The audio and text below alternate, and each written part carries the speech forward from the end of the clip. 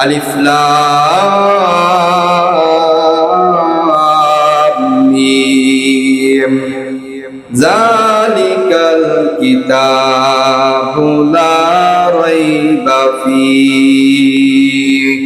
এই কিতাবের ভিতরে কোনো সন্দেহ নাই। আলিফ লাম মিম হরফুল মুকাত্তিআত। আল্লাহ রাব্বুল আলামিন এই হরফের ব্যাখ্যা ভালো জানেন। তারপরে আল্লাহ রাব্বুল আলামিন বলে যালিকাল কিতাবু লা রাইবা ফীহ।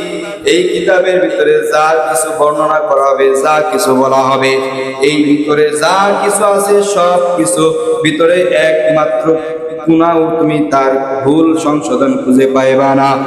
এই কোরআনের ভিতরে আপনি কোনো ভুল পাইবেন না। যালিকাল কিতাবু লা রাইবা ফীহ। এই কিতাব কোনো সন্দেহজনক কিতাব নয়, এটা হলো স্পষ্ট কিতাব।